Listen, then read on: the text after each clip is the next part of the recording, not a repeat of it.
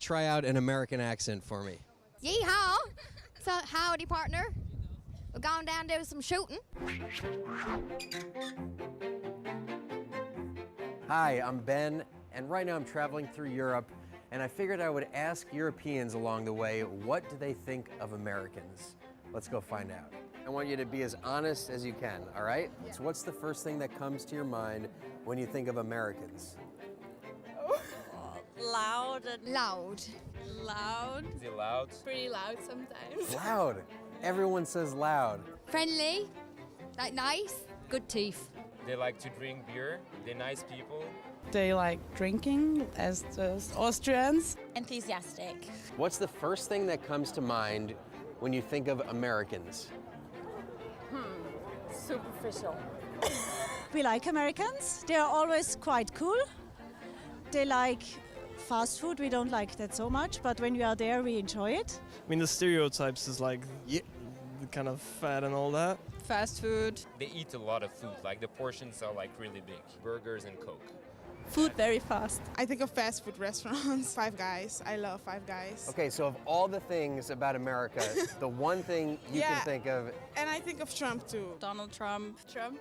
Just like Donald Trump, innit? Just everyone hating on him or absolutely loving him. It's like one or the two. That president, he's the craziest president ever been seen, man. He's got to start a war in this world. I like the Trump.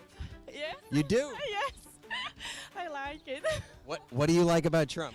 He's mean about the world and about the situation now. You like him because he's mean? He's very racist. He doesn't really know anything about politics. When you see like Americans, they're really open-minded. They're like, most of them are really smart. And we can't understand that Trump is your president. That's a big laugh, you know. People voted for him. You get what you very voted for. Like, I know everyone basically in Europe is against Trump, but I think they needed a change. I just think that the two coasts dominated, and there's so many people in the middle, they don't get heard, and they're finally getting heard. I do like in America that everyone's kind of, if you're born there, you're American. And if you're from another country and you're moving to Austria and your children are born here, you're still like, yeah, I'm from Austria, but you know, my heritage is this and that. America is the land of chance. Of opportunity. Actually, I think of the American dream, like the sway from the dishwasher to a millionaire. You can make everything if you just wanted to make it and do it. I think like people look at America and they like idolize it. You know, like, oh, it's America. Yeah, like everyone wants to go to America. I was pretty keen about going to America, but I think the whole Trump has put me off. Like, I'm not as keen to go anymore. It wouldn't be the top of my list. When I think of America, I think instantly about guns. Like, I just don't see why you need to have a gun. In Poland, guns are really hard to get. It's still kind of illegal. Here, it's not that easy to get a gun. There's far too many guns in America. Of course, their laws need to be restricted, and it's really hard for us to understand because in Ireland there is no guns. The police aren't armed. It's just so systemic in your culture. I don't know how you could change it, but you definitely need to try. It's a big country, man. Yeah. Got big problems. We do. Yeah.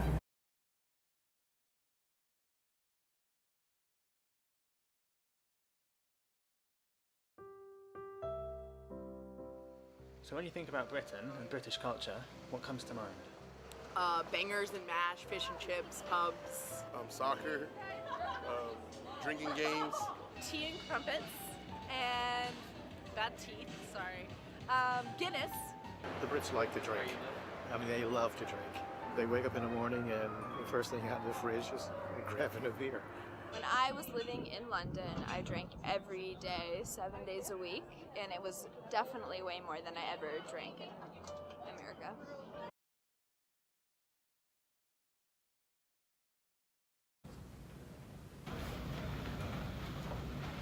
Hey, my name is Anielka. This is Claire and Caleb. The three of us are business students seeking to understand what the real business world has for us. Part of this business world is being unique and being who we really are. This is many times hard because of the different work cultures that companies have. We also come from different places around the world, and constantly adapting can become a challenge. It's also hard because many times business students and business people in general have the stereotype of being money seekers and putting money and power over anything else. This is the case of some business people. The stereotype includes people that put money and power over their families, over what is ethical and right. Thankfully, it is not what we seek to be. And with the help of the book Culture Making by Andy Crouch, we have been learning how to make our business life as Christians just one more thing we use to glorify God. We're going to start this TED Talk with culture. When I started to read the book, I was surprised about how fast and without a pause I read it. I had definitely judged the book by its cover. I would never imagine myself connecting culture with God. I hadn't given any thought about culture coming from God. Starting to read about Andy Crouch's idea of culture has been eye-opening because for me, my culture, as in the place of birth, actions, and religion, consists of a big part of who I am. But connecting more than my surroundings to the idea of what God's culture is was amazing. The author defines culture as what human beings make out of the world. This includes two main senses. First is the material aspect of culture, physical production of culture, ideas embodied in concrete things people do. On the other hand, culture is also the human attempt to find meaning of the world and to discover what does life and the world mean. This is because we don't actually have an explanation or a definition of what our lives actually mean, or what we're supposed to be doing. Meaning making and material making are what makes culture. Culture is always impacting our way of thinking and acting. Thankfully, it has been shaped and reinforced generation over generation, but it's also reflexive, so we make it. But then culture changes us. Culture will always impact us more than we get to impact culture. From the time we were born, we start understanding what everything means, from music, stories, and concrete things. Then, when we're old and we die, even our type of funeral will be represented by the culture we're part of. Part of making culture or affecting culture is understanding who we are. In Genesis, we learn that God is our creator and ruler. We're made on his image and are also expected to create and rule. Many of us are used to hearing that we have the power to rule over what is on earth, but we don't feel prepared to do so. As an entrepreneurship major, it was a shock for me to realize I have never seen creation this way. Even innovation or expanding businesses are still creations that through our Lord we have been able to do. So in other words, culture is more than who we are because of what surrounds us.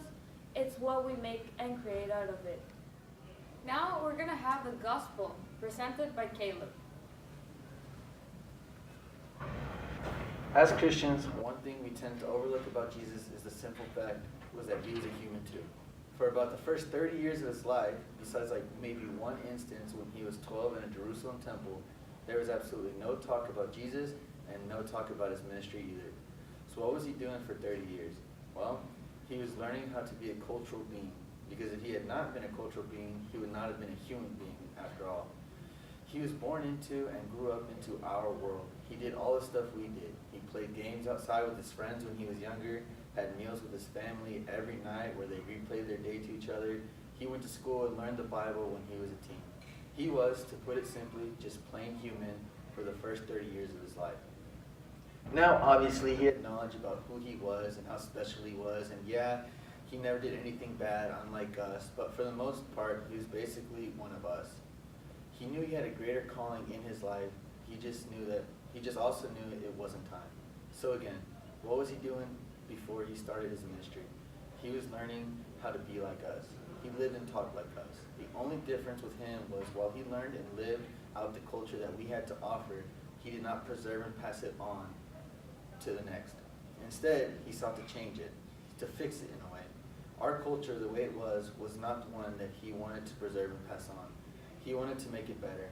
So he was always bringing something new to the table and teaching us how to do better. He came in and changed our culture for the better.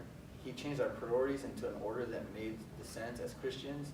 He changed the way we taught values with the parables he shared. He even changed the way we eat, from it being a social it factor club to being about nourishment and pleasing to God.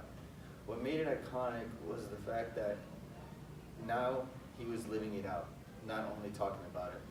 This is what got him in trouble. Because before, when it was just all taught based on solely on thought, logic, and feeling, it made sense to him and to others. But once it was actually coming to life, it scared people. And this was the reason for him to come here down before us, to spread the kingdom of God. He spread its ideals, its practices, its rules, its everything to everyone. And it scared the people around him so much that they had him killed. But it was in order for the cultural creativity movement Jesus sought to unleash to flourish, the brokenness of culture had to be faced head on. And so Jesus accepted the calling of the cross. And so to continue with the calling, we have Claire. Our calling is not something that we can rely on ourselves to find. God has a purpose and a plan for everyone, and we should pursue that plan as our own calling. No matter how hard we try to change the world, it is not going to happen. No one has ever truly changed the world, because changing the world really means changing culture. In order to change culture, every single person in the world would have to adapt the cultural artifact that is being proposed. This is not a realistic way to think, because everyone has different values, different views, and different interests. It is so important to trust that God knows what he is doing, because without him, we would never know what our calling is. God has shown that he does good for everyone who loves him, not just those who are doing good in the world, and not just those who are in positions of power, but everyone. When Jesus was on the cross, he was powerful and powerless at the same time, and he works with us, whether we are powerful or powerless, just the same. Once we find our true calling in this world that is given to us by our Maker, we can then transform culture alongside him. We're also called to live in community, both in our everyday lives and when we are transforming culture. A small community is necessary in order to get off to a good start, but as the process progresses, more and more people will need to jump on board. When a cultural artifact begins to be adopted, there are going to need to be more hands on deck, because the demographic to which the cultural artifact is going to spread greatly. We are not called to live in isolation, so this should be applied to the culture-making process as well. Because it is known that we cannot change the world, we must be gracious with the ones that we are working with as well as ourselves. It is easy to blame others or yourself when things do not turn out right. However, there are going to be obstacles and there are going to be failures as well. We have to learn how to deal with these obstacles and failures graciously. God shows us so much grace every day that we do not deserve or we do not earn. And he provides for us when we least expect it. It is important to acknowledge the grace that we receive from God and attempt to give that back to others. Our calling entails much more than just what we are supposed to strive for in our vocation. Our calling should consume us in every aspect of our lives. Our calling as Christians is to make him known everywhere we go while loving people as we do it. This should be seen in the way that we talk to people, in the way that we think, and in the way that we are transforming culture. Everyone has a different personal calling, but we are called to the same thing when it comes to sharing the love of Christ. So all in all, culture is surrounding us wherever we go. Even when we do not realize that cultural artifacts are being implemented, they are transforming culture every day. It is important to know that God is the ultimate culture maker and we are his vessels. The gospel shows us how God is faithful by giving us a gospel shaped for our culture. Our calling is given to us by God, so we should look to him for guidance. When we find our calling, we can transform culture while pursuing our purpose and reaching our goals.